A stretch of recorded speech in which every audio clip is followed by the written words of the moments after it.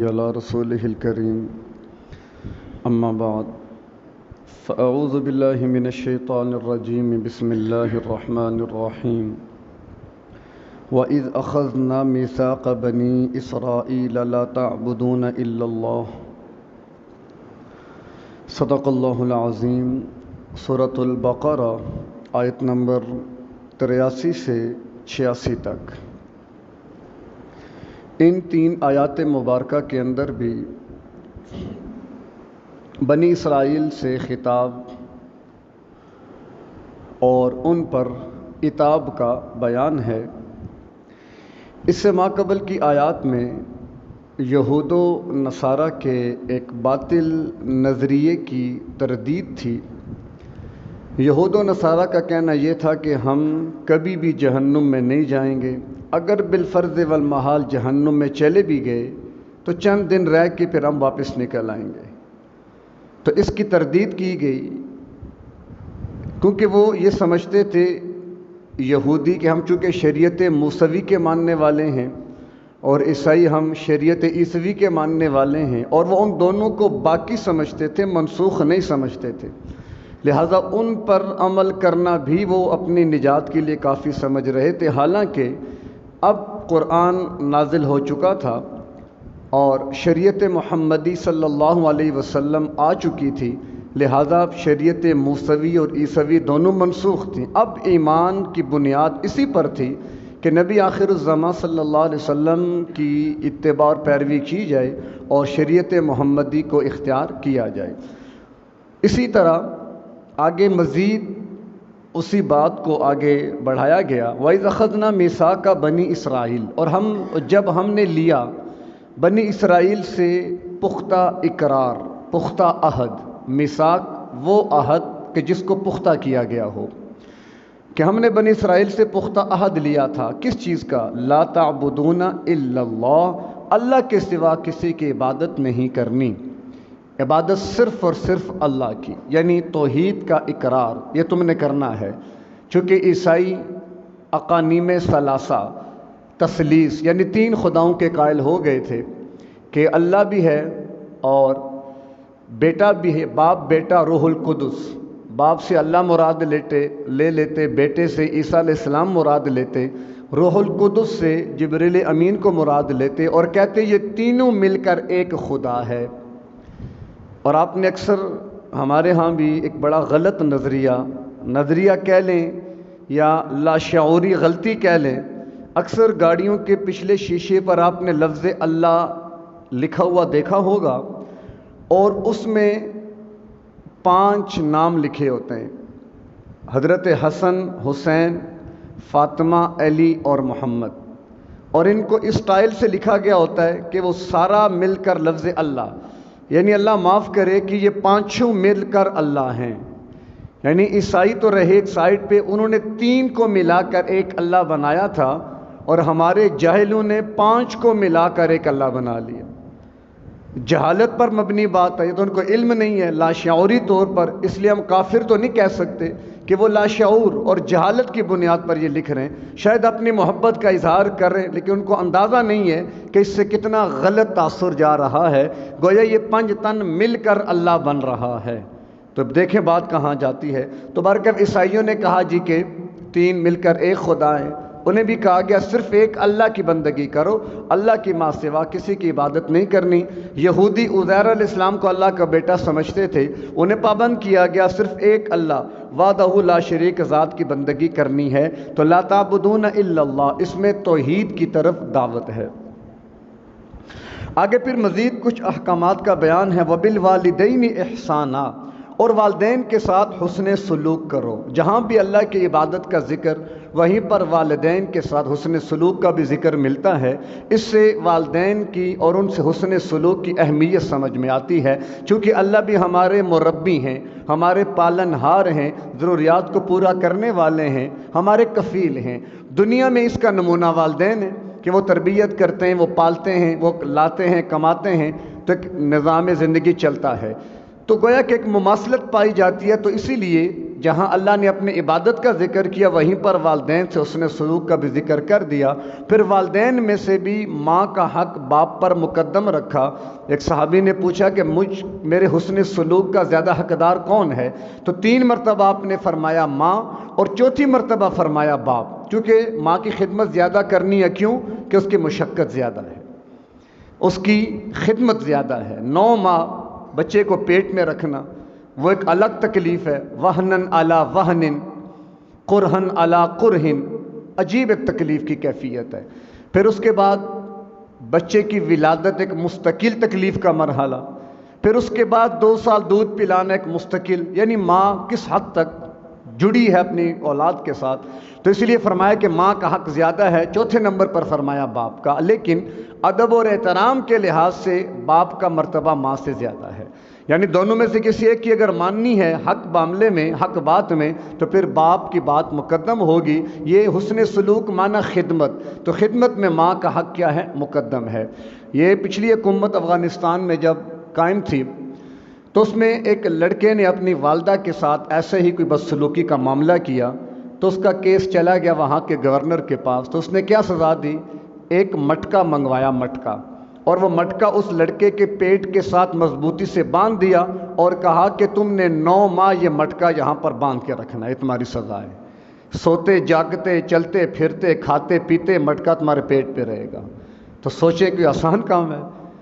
یعنی اس کو احساس دلایا جا رہا تھا کہ تجھے تیری ماں نے 9 ماہ اپنے پیٹ میں اٹھا کے رکھا ہے، تو مٹکا اٹھا کے رکھنا. ایک دن اٹھانا ہمارے لیے مشکل، پھر پیٹ پر باندھ کر سونا، پھر واش روم جانا، یہ کیسے ممکن ہے؟ تو کہا کہ ان چیزوں کا احساس ہونا چاہیے. تو والدین کا حق مقدم ہے. وذی القربا، اس کے بعد آگے فرمایا رشتہ دار. اب رشتہ داروں میں محرم بھی ہیں اور غیر محرم بھی ہیں. محرم رشتہ دار وہ ہوتا ہے کہ جس سے زندگی میں کبھی بھی نکاح نہیں ہو سکتا. ماں، باپ ہے، بھائی ہے، بیٹا ہے، بھتیجا ہے، بھانجا ہے، یہ وہ رشتے ہیں کہ جن میں زندگی میں کبھی بھی ان سے نکاح نہیں ہو سکتا. اور ایسے ہی غیر محرم رشتہ دار کہ جن سے کبھی نہ کبھی زندگی میں نکاح ہو سکتا ہو، تو وہ غیر محرم کے اندر آ جاتے ہیں. تو محرم ہوں یا غیر محرم، قریب کے ہیں دور کے ہیں، سب کے ساتھ کیا کرنا ہے؟ حسن سلوک، یعنی صلہ رحمی. اور صلہ رحمی کے 2 بڑے نقد انعام ہیں. ایک تو اللہ دنیا میں وسعت فرما دیتا ہے، مال اسباب میں اللہ وسعت دے دیتا ہے. اور نمبر 2، عمر کے اندر اللہ اضافہ فرما دیتا ہے. اب عمر میں اضافے کا ایک تو حقیقی معنی ہے، اللہ نے اگر تقدیر کو معلق کیا کہ اگر اس نے صلہ رحمی کی تو اس کی عمر 60 سال نہیں تو 50 سال.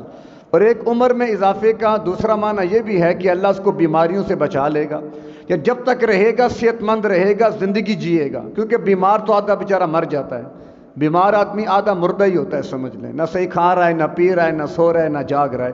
تو اللہ اس سے آفات اور بلیات اور بیماریوں کو، وباؤں کو اللہ دور فرما دے. تو صلہ رحمی آج کل اس حوالے سے بڑی کوتاہی ہوتی ہے، تو اس کا زیادہ اہتمام کرنا چاہیے. والیتاما، اور یتیم، اور یتیموں کے ساتھ بھی اس نے سلوک کرو. ان کا کوئی نہیں ہوتا. یتیم کب تک ہے؟ جب تک کہ بچہ یا بچی نابالغ ہے، اس وقت تک وہ شریعت کی نگاہ میں یتیم ہے. جب وہ بالغ ہو جائیں گے پھر وہ یتیمی والے احکامات سے نکل جائیں گے. جانوروں میں یتیم وہ ہوتا ہے جس کی ماں نہیں ہوتی، جبکہ عرف میں ہمارے ہاں یتیم اسے کہتے ہیں جس کا باپ یا ماں اور باپ دونوں نہیں ہوتے. والمساکین، اور مسکین جو ہیں، یعنی جن کے پاس کھانے پینے کو کچھ نہیں ہے، یا کم از کم ایک دن کا بھی ہو لیکن ضرورت اس کی پوری نہیں ہوتی، تو ان کی ضروریات کا بھی خیال رکھو. وقولوا للناس حسنا، اور لوگوں سے اچھی بات کہو، آسان طریقے سے بات کرو. یعنی کوئی بھی بات کرنی ہے، کسی قسم کی بات کرنی ہے، تم نے حسن سلوک اور اچھے طریقے سے کرنی ہے. خواہ تمہارا فریق مخالف ہے، تمہارا مسلک میں مخالف ہے، تمہارے نظریے میں مخالف ہے، اس کو بھی گالی نہیں دینی، برا بلا نہیں کہنا، جھڑکنا نہیں ہے، بلکہ حسن سلوک. اللہ نے تو حکم دیا تھا موسیٰ اور ہارون کو، جب جاؤ تم فرعون کے پاس، قولا لینا، کہ تم نے فرعون سے نرمی سے بات کرنی ہے. تو آج کے مبلغ اور واعظین موسیٰ اور ہارون سے بڑے نہیں ہیں، نہ آج کے مخاطب جو ہیں وہ فرعون سے زیادہ بدبخت ہیں. تو ہمیں تو زیادہ اہتمام کرنا چاہیے کہ لوگوں کی اصلاح آسان طریقے سے.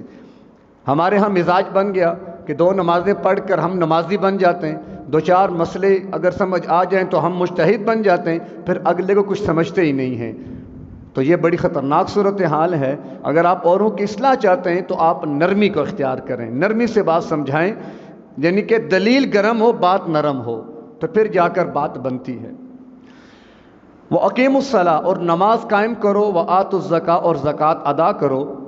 تو یہ احکامات، حالانکہ یہ احکامات تو امت محمدیہ کے اندر بھی ہیں، لیکن امت موسوی کے اندر بھی یہ احکامات موجود تھے۔ گویا توحید، رسالت، آخرت، حسن سلوک، والدین کے ساتھ رشتہ داروں کے حقوق، یتیموں اور مسکینوں کی رعایت کرنا، یہ وہ احکامات تھے جو اس سے پہلے قوموں پر بھی اللہ نے لازم کیے ہوئے تھے۔ ثم تولیتم، پھر تم نے اعراض کیا، الا قلیلا منکم، سوائے تم میں سے چند لوگوں کے۔ چند لوگوں نے بات مانی، احکامات پہ عمل کیا، باقی سب روگردانی کر گئے۔ وانتم معرضون، اور تم تو اعراض کرنے والے ہو۔ یعنی بنی اسرائیل جو کہ مدینہ میں موجود تھے، تو انہیں ان کا ماضی یاد دلایا جا رہا ہے کہ دیکھو یہ محمد صلی اللہ علیہ وسلم جن احکامات کا حکم دے رہے ہیں، وہی حکم تو ہم تورات میں موسیٰ علیہ السلام کے ذریعے تمہیں دے چکے ہیں، یہ کوئی نئی دعوت لے کر نہیں آئے۔ کیا وجہ کہ تم موسیٰ علیہ السلام کی بات مانتے ہو، ان کے ہونے کے دعوے دار ہو، اور محمد عربی صلی اللہ علیہ وسلم کی بات کو نہیں مانتے ہو؟ حالانکہ دعوت دونوں کی ایک، منہج دونوں کا ایک، فکر دونوں کی ایک۔ وَإِذْ أَخَذْنَا مِيثَاقَكُمْ، اور یاد کرو جب ہم نے تم سے عہد لیا تھا، کس بات کا؟ کہ لا تسفکون دماءکم، ایک دوسرے کا خون نہیں بہاؤ گے، ولا تخرجون انفسکم، اور نہیں نکالو گے ایک دوسرے کو، من دیارکم، اپنے گھروں سے۔ دو حکم، نمبر 1 قتل و غارت نہیں کرنی، اور نمبر 2 کسی کو گھر سے کسی کے نہیں نکالنا۔ ثم اقررتم، پھر تم نے اقرار بھی کیا، وانتم تشہدون، اور تم گواہ بھی ہو، تم موجود بھی ہو، تم جانتے بھی ہو۔ یعنی یہاں پر ان کے جاننے کو لفظ شہادت سے تعبیر کیا کہ شہادت بڑی پختہ چیز ہوتی ہے، دلیل ہے نا گواہی، وہ پختہ بنیادوں پر، کہ تمہیں پختہ علم تھا، تم اچھی طرح جانتے تھے کہ تمہیں اللہ نے حکم کیا دیا تھا۔ ایک تو یہ کہ تم نے قتل و غارت گری نہیں کرنی، اور دوسرا یہ کسی مظلوم کو اس کے گھر سے بے گھر نہیں کرنا۔ ثم انتم ہؤلاء، پھر تم وہی ہو، تقتلون انفسکم، تم نے قتل کیا ایک دوسرے کو، وَتُخْرِجُونَ فَرِيقًا مِّنْكُمْ، اور تم نے نکالا اپنے میں سے ایک جماعت کو، مِن دیارہم، ان کے گھروں سے، تظاہرون علیہم، تم ان پر چڑھائی کر رہے تھے، بالاسم، گناہ کے ساتھ، والعدوان، اور زیادتی کے ساتھ۔ یعنی تم ظلم، زیادتی، گناہ، نافرمانی کی حدیں پار کر گئے ہو۔ یعنی جن چیز سے تم کو روکا گیا تھا، تمہیں روکا جاتا تھا، تم وہی کام کرتے تھے، باز نہیں آتے تھے۔ وَإِن يَأْتُوكُمْ أُسَارَىٰ، اور اگر آئیں تمہارے پاس قیدی، تُفَادُوهُمْ، تم ان کا فدیہ دیتے ہو، وَهُوَ مُحَرَّمٌ عَلَيْكُمْ إِخْرَاجُهُمْ، حالانکہ حرام کیا گیا تم پر ان کا نکالنا۔ یعنی یہاں سے معلوم ہوتا ہے کہ بنیادی طور پر 3 حکم دیے گئے تھے بنی اسرائیل کو۔ ایک تو قتل نہیں کرنا، دوسرا گھروں سے نہیں نکالنا، اور تیسرا اگر تم میں سے کوئی قیدی بن جائے تو فدیہ دے کر چھڑا دینا۔ 3 حکم دیے، انہوں نے کیا کیا؟ تیسرا حکم تو لے لیا، اس کو مانا، اس پر عمل کیا، اور پہلے 2 حکم کیا کر دیے؟ چھوڑ دیے۔ لہذا افتؤمنون ببعض الکتاب، تو کیا تم کتاب کے بعض احکامات کو مانتے ہو، وتکفرون ببعض، اور بعض کا انکار کرتے ہو۔ حکم تمہیں 3 دیے گئے، ایک کو تم نے مانا، 2 کو چھوڑ دیا۔ کہ شریعت تمہاری ہے، تم شریعت ساز ہو، اپنی مرضی کرتے ہو، اللہ کے احکامات کو پورا نہیں کرتے۔ اللہ کا امر تو یہ تھا کہ تم نے یہ بھی نہیں کرنا، یہ بھی نہیں کرنا، اور یہ کرنا ہے۔ اب تم نے اس میں سے اس حکم کو لے لیے جو تمہاری اپنی مرضی کا تھا۔ مسئلہ یہ تھا کہ مدینہ میں انصار کے 2 قبیلے تھے، اوس اور خزرج، اور ایسے ہی یہود کے 2 قبائل، بنو قریظہ اور بنو نذیر۔ اب اوس والوں کا معاہدہ تھا بنو قریظہ سے، آپس میں دوستی تھی، اور ایسے ہی خزرج اور بنو نذیر کی آپس میں دوستی تھی۔ معاہدہ اس بات پر تھا کہ اگر اوس پر خزرج نے حملہ کیا تو قریظہ والے اوس کا ساتھ دیں گے، جبکہ بنو خزرج جو ہیں وہ بنو نذیر وہ خزرج والوں کا ساتھ دیں گے۔ پھر ایسے ہی ہوتا، لڑائی کرتے، اگر ان میں کوئی یہودی قیدی ہو جاتا تو دونوں مل کے اسے چھڑا لیا کرتے تھے۔ ان سے کہا جاتا تم یہ گڑبڑ کرتے کیوں ہو، قتل و غارت گری کرتے، لڑتے کیوں ہو، کرتے کیوں ہو؟ تو کہتے ہیں دیکھیں جی حلیف ہیں، ہمارا معاہدہ ہے، ذرا بری بات ہے اگر ان پر تکلیف آئے تو ہم ان کا ساتھ نہ دیں، ہمیں دینا پڑے گا۔ اچھا پھر قیدی بھی چھڑا کے لے آتے ہو، کیوں نہ چھڑا کر لیں، ہمارے اپنے جو ہیں۔ تو یہ ان کے آپس کے معاملات تھے، یعنی دین کو ایک مذاق بنایا ہوا تھا، اپنی مرضی کے مطابق ڈھال لیا کرتے تھے، جہاں ان کا جی چاہتا ادھر لے لیتے، جدھر جی چاہتا ادھر موڑ لیتے۔ افتؤمنون ببعض الکتاب، ایک اصول اللہ نے دیا کہ ایسے لوگ جو شریعت کے بعض احکامات کو لے لیں، بعض کو چھوڑ دیں، وہ کون لوگ ہیں؟ جو بعض کتاب پر ایمان لاتے ہیں اور بعض کا انکار کر دیتے ہیں۔ جیسے مثال میں نے جمعے کے اندر عرض کیا تھا، اب پرسوں 12 ربیع الاول ہے، اب ایک قوم کو آپ دیکھیں گے کہ وہ کیا کچھ کرے گی، وہ جو کچھ کرے گی اس کا شریعت سے کوئی تعلق نہیں ہے، لیکن وہ اس کو ثواب سمجھیں گے، اپنے لیے عشق کی معیار اور بنیاد سمجھیں گے، یعنی بڑا آسان عشق کا راستہ اپنا لیا۔ یہ شہادت گہے الفت میں قدم رکھنا ہے، لوگ آسان سمجھتے ہیں مسلمان ہونا، تو اصل عشق کے تقاضے ہمیں پتہ ہی کوئی نہیں، لیکن جہاں ہمارا فائدہ ہے، کچھ پیسے مل جائیں گے، انعام مل جائے گا، بریانی مل جائے گی، حلوہ پوڑی مل جائے گی، حلیم مل جائے گی، دو چار کپ بھی لے آئیں گے، ہلہ گلا ہوگا، واہ بھائی واہ، دل لگتا ہے نا اس کام میں، رش پڑا ہوا ہوگا، اور انہی کی اسی وقت مسجد میں جا کے دیکھیں گے 2 نمازی بھی نہیں ہوں گے۔ افتؤمنون ببعض الکتاب وتکفرون ببعض، یہ وہی لوگ ہیں کہ بعض احکامات کو تو لے لیتے ہیں جو اپنی مرضی کے ہیں، اور جو تھوڑے مشکل لگتے ہیں اس کو چھوڑ دیتے ہیں۔ اب جو لوگ اس روش پہ چلیں گے، فما جزاء من یفعل ذلک منکم، نہیں ہے بدلہ من اس کا، یفعل ذلک منکم جو یہ کام کرے گا تم میں سے، الا مگر خزی فی الحیات الدنیا، کہ ہم دنیا کی زندگی میں اسے رسوا کر دیں گے، اسے ذلیل کر دیں گے۔ یعنی جو بعض کتاب کو مانیں، بعض کا انکار کریں، تو ان کے لیے دنیا میں ذلت مقدر ہے، یہ اللہ قرآن میں فرما رہا ہے۔ اب اس کی ایک عمومی مثال ہمارے اندر بھی ہے کہ ہم لوگ اب جو بعض احکامات، نماز ہم پڑھ لیتے ہیں، الحمدللہ اللہ قبول فرمائے، سال کے بعد روزے بھی رکھ لیں گے، صاحب استطاعت حج بھی کر لے گا، عمرہ بھی ہو جائے گا، زکوٰۃ خیرات صدقات بھی ہو جائیں گے، بہت سارے کام ہو جائیں گے، لیکن اکثر احکامات سے ہم روگردانی کر جاتے ہیں۔ جھوٹ نہیں بولنا، قرآن نے کہا بولتے ہیں، سود نہیں کھانا، قرآن نے کہا ہم کھا لیتے ہیں، کسی کو دھوکہ نہیں دینا ہم دیتے ہیں، غیبت نہیں کرنا ہم کرتے ہیں، تو یہ کیا معاملہ ہے؟ بعض کو مانا اور بعض کا انکار کر دیا، تو لہٰذا اب اس میں ہوتا کیا ہے؟ اللہ فرما رہے ہیں کہ دنیا میں ذلت ہے، وَيَوْمَ الْقِيَامَةِ، اور قیامت کے دن يُرَدُّونَ إِلَىٰ أَشَدِّ الْعَذَابِ، ان کو لوٹایا جائے گا شدید ترین عذاب کی طرف، یعنی ایسے لوگوں کو کل قیامت میں شدید عذاب دیا جائے گا جنہوں نے بعض احکامات کو مانا اور بعض کا انکار کیا۔ اب انکار ایک زبانی ہوتا ہے، نہیں مانتے، اور ایک عملی ہوتا ہے، نہیں کرتے، جھوٹ بول رہے ہیں، سود کھا رہے ہیں، بے دینی، بدعات، رسوم رواج کو عام کر رہے ہیں، جانتے بھی ہیں کہ غلط ہے۔ اور ابھی سوشل میڈیا جو لوگ استعمال کرتے ہیں، یہ 2-3 دن آپ دیکھیے گا، اللہ معاف کرے، معاملہ بہت حد سے بڑھ گیا ہے، بہت زیادہ۔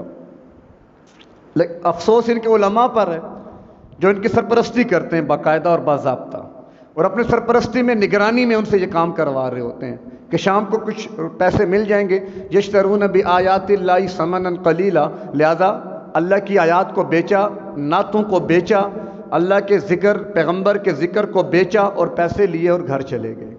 یہی تو اللہ منع کر رہے، یہ تو علماء یہود کا طریقہ کار تھا، وہ یہ بدبختیاں کرتے تھے، اور آج ان کی مثال ہمارے سامنے ہے کہ جو چیز دین نہیں ہے ہم عوام کو باور کرا رہے ہیں کہ یہی دین ہے، اور عوام کا ذہن اتنا بن چکا ہے کہ جو اس دن جلوس نہیں نکالتا وہ بے دین، وہ گستاخ ہے، اس پر بے دینی کے فتوے، اس پر گستاخ رسول ہونے کے فتوے، اتنا عوام کا ذہن۔ یہی تو شریعت سازی ہے نا، کہ اگر 12 ربیع الاول کو جلوس نہ نکالنا بے دینی ہے یا گستاخی ہے، تو پھر سب سے پہلے گستاخ نعوذ باللہ اللہ کے پیغمبر خود ہوں گے، کہ ان کی زندگی میں شریعت کے آنے کے بعد 23 مرتبہ 12 ربیع الاول آیا، آپ نے جلوس نکالا نہیں؟ حضرات صحابہ پہ زد پڑے گی، کسی ایک صحابی نے جلوس نکالا نہیں؟ ہاں، کفار کا جلوس صحیح نکالا ہے انہوں نے، صحیح کر کے، چونکہ ہمارے لیے وہ کام مشکل ہے، ہم اپنوں کا جلوس نکال کے اپنے آپ کو ٹھنڈا کر لیتے ہیں، تو یہ بے دینی کے راستے ہیں، گمراہی کے راستے ہیں، اللہ حفاظت فرمائے۔ وَمَا اللَّهُ بِغَافِلٍ عَمَّا تَعْمَلُونَ، اور اللہ غافل نہیں ہے تمہارے اعمال سے، جو کر رہے ہو اللہ دیکھ رہا ہے، ٹھیک ہے لگے رہو، آنا تم نے میرے پاس ہی ہے، آؤ گے تو پھر تم سے بات ہوگی۔ اولئک الذین، ہے یہ وہ لوگ، اشتروا الحیات الدنیا، جنہوں نے دنیا کی زندگی کو خرید لیا، بالآخرت، آخرت کے بدلے۔ دنیا خرید لی، دنیا تو بن جائے گی نا، آخرت اے جہاں مٹھا او کسے نہ ڈٹھا، جو دیکھا ہے بس اس کے مزے لو، دو چار دنوں دی دنیا ہے، کچھ کھا لے پی لے موج اڑا، یہ ہمارا فلسفہ بنتا چلا جا رہا ہے۔ عمر دراز مانگ کے لائے تھے 4 دن، 2 آرزو میں کٹ گئے 2 انتظار میں۔ تو یہ زندگی بڑی قیمتی ہے، یہ ایک بلبلے کی طرح ہے، قلزم ہستی سے تو ابھرا ہے مانند حباب، اس زیاں خانے میں تیرا امتحان ہے زندگی۔ اقبال نے بھی کہا ہے یہ زندگی امتحان ہے، ہر لمحہ ہر لحظہ مومن امتحان کی کیفیت میں ہے۔ تو سوچیں نا پھر کتنا احتیاط کے ساتھ چلنا پڑے گا کہ کہیں پر ناکامی کا سامنا نہ کرنا پڑے، اللہ کی حضور ناکام ہو کر نہ پیش ہو جائیں۔ فلا یخفف عنہم العذاب، یعنی کتنی شدت ہے، اتنی بات کافی تھی کہ اللہ انہیں سخت عذاب کی طرف لوٹائے گا، وہ بھی اللہ نے فرمایا۔ اللہ نے کہا کہ میں تمہارے اعمال سے غافل بھی نہیں ہوں، آگے فرمایا تم دنیا کو آخرت کے بدلے میں خرید رہے ہو، پھر اللہ مزید فلا یخفف عنہم العذاب، یہ اتنے بدبخت ہیں کہ ان کے اوپر سے عذاب کو ہلکا نہیں کیا جائے گا، عذاب ہلکا نہیں کیا جائے گا، ولا ہم ینصرون، اور نہ ان کی مدد کی جائے گی۔ یعنی وعید پر وعید پر وعید، شدت پر شدت، کیونکہ دین کا معاملہ بڑا اہم ہے کہ اس دین کے لیے ایک ہے انبیاء کی مجموعی قربانی، اور ایک ہے میرے اور آپ کے محبوب پیغمبر کی اکیلے قربانی جو سب قربانیوں پر حاوی ہے۔ اللہ اپنے محبوب کو دیکھ رہا ہے نا کس طریقے سے دین کو لیا، سنبھالا، پہنچایا، تو پھر ہماری ذمہ داری ہے نا کہ ہم اس کا خیال رکھیں، اس کی حفاظت کریں اور اس کو آگے لے کر جائیں۔ الٹا ہم نے اس کا حلیہ بگاڑ دیا تو اللہ میں چھوڑے گا؟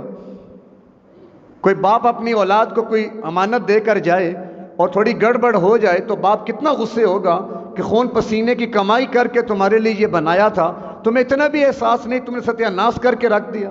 ایک باپ اپنی عارضی چیز کے اندر بے احتیاطی کو برداشت نہیں کرتا، تو رب کائنات دین کے معاملے میں کہ جس دین پر اس نے اپنے محبوب پیغمبر کو سب سے زیادہ آزمائشوں میں ڈالا، اس کی حقارت ہو، اس کا حلیہ بگاڑا جائے، اللہ کیسے برداشت کرے گا؟ خطاب حالات اگرچہ بنی اسرائیل کے ہیں، لیکن موجودہ حالات دیکھ کر لگتا ہے کہ یہ ہمارے بارے میں آیتیں اتری ہوئی ہیں، پڑھیں گے سمجھ آئے گا نا۔ وہاں اس قرآن کا رواج نہیں ہے، ان کے ہاں اس قرآن کا رواج ہے، آپ چیک کر کے دیکھ لیں، قصے بہت ملیں گے، کہانیاں بہت ملیں گی، سر اور لے بہت ملے گی، تان پر تان بہت ملے گی، نہیں ملے گا رب کا قرآن نہیں ملے گا، کیونکہ قرآن جب کھلتا ہے تو پھر یہ اس طرح وضاح ایسے کھولتا ہے قرآن مسئلے کو۔ اب یہ دیکھیں آیات تو بنی اسرائیل کی ہیں لیکن کیسے ہمارے اوپر فٹ ہو رہی ہیں کہ جیسے ہمارے بارے میں ہیں، اور ظاہر ہے قرآن میں ہے نا، قرآن تو میری اور آپ کے لیے ہدایت ہے۔ واقعات اگرچہ بنی اسرائیل کے ہیں، عبرت میرے اور آپ کے لیے ہے کہ ان کی ان حرکتوں پر ان پر اللہ کے عذاب آئے تو تم یہ کام نہ کرنا، تم کرو گے تم پر بھی اللہ کی طرف سے عذاب آ سکتا ہے۔ اور آپ دیکھ لیں عذاب کی یہی صورتیں ہمارے اوپر، کہیں پر قوم نوح کا عذاب سیلاب اس کی صورت بن جاتی ہے، کہیں پر قوم سمود کا عذاب چنگھاڑ زلزلہ اس کی کیفیت بن جاتی ہے، کہیں پر قوم عاد کا عذاب ہوا تند و تیز آندیاں اس کی کوئی بھی نظیر مل جاتی ہے، کسی جگہ تیز آندھی چل پڑی، کہیں پر آگ بڑک اٹھی، کہیں پر سیلاب آ گیا، کہیں پہ زلزلہ آ گیا۔ تو یہ کیا ہے؟ اللہ ہمیں فَلَنُذِيقَنَّهُم مِّنَ الْعَذَابِ الْأَدْنَىٰ دُونَ الْعَذَابِ الْأَكْبَرِ کہ بڑے عذاب سے پہلے چھوٹے عذاب بھیج رہے، بیدار ہو جاؤ، جاگ جاؤ اور اپنی روش کو بدلو اور صحیح معنوں میں قرآن پہ عمل کرو، یہودیوں والے کام نہ کرو۔ سورہ فاتحہ میں ہم کیا کہتے ہیں؟ غیر المغضوب علیہم ولا الضالین، نہیں چاہیے راستہ ان لوگوں کا اے اللہ جن پر تیرا غضب ہوا، اور مغضوب علیہم سے مراد یہودی ہیں، یعنی ہم یہودیوں کا راستہ نہیں مانگتے۔ یہودیوں کا راستہ کیا تھا وہ آپ دیکھتے چلے جا رہے ہیں، بے دینی، لاپرواہی، دین کو مرضی کے مطابق ڈھالنا، دین میں تبدیلیاں کرنا، خرافات داخل کر دینا، یہ سارے کام یہودی کرتے تھے۔ آج دیکھ لیں یہ کام کون کر رہا ہے، تو ہم ان کے لیے دعا گو ہیں، اللہ ان کو ہدایت دے، اور ہدایت ملے گی ذالک الکتاب لا ریب فیہ، اس کتاب کے ذریعے ہدایت اسی کے اندر ہے۔ جس نے اس کو تھام لیا کتاب اسے کبھی گمراہ نہیں ہونے دے گی۔ اللہ کے نبی بھی جاتے جاتے فرما گئے تھے کیا علیکم نہیں ترکت فیکم امرین لن تضلوا ما تمسکتم بہما، دو چیزیں دے کے جا رہا ہوں، لن تضلوا کبھی گمراہ نہیں ہوگے، ما تمسکتم بہما جب تک ان کو مضبوطی سے پکڑو گے، کیا؟ کتاب اللہ و سنتی، ایک کتاب اللہ اور دوسرا میری سنت، تو کتاب و سنت کو تھامنے والے کبھی گمراہ نہیں ہوتے۔ اور جہاں جہاں بدعات خرافات ہوتی ہیں، اب میں دعوے سے کہتا ہوں اب جا کے دیکھ لیں، وہاں پر نہ قرآن ملے گا آپ کو، نہ سنت رسول ملے گی۔ دعوے تو بہت ملیں گے، دعوے تو ہم بھی کرنا چاہیں تو کر سکتے، اللہ ہمیں دعووں سے بچائے اور عملی زندگی کی طرف لے کر آئے۔ تو خلاصہ یہی ہے ان تینوں آیات کا اور اب تک کی تفصیلات کا کہ دین اللہ کا ہے اور اللہ کے محبوب پیغمبر کے ذریعے ہم تک پہنچا ہے، اسی دین خالص پر عمل کے ہم پابند ہیں۔ میری اور آپ کے نگاہ میں کون سا عمل بڑا اچھا ہے، بڑا پیارا ہے، بڑا حسین و جمیل ہے؟ نہیں، اس کا کوئی معیار نہیں ہے۔ کسی عمل کا ظاہری حسن و جمال اس کے دین ہونے کی علامت نہیں ہے جب تک کہ اس پر قرآن یا سنت کی مہر نہ لگی ہو۔ تو لہٰذا ہر وہ عمل ہمیں دل و جان سے قبول جس پر قرآن و سنت کی مہر لگی ہے، اور ہر وہ عمل جو قرآن و سنت کی مہر سے خالی ہے، وہ ظاہراً کتنا ہی حسین و جمیل کیوں نہ ہو، وہ ہمارے لیے قابل عمل نہیں ہے۔ اللہ ہمیں ان باتوں کو سمجھ کر ان پر عمل کی توفیق عطا فرمائے۔ وآخر دعوانا ان الحمد للہ رب العالمین۔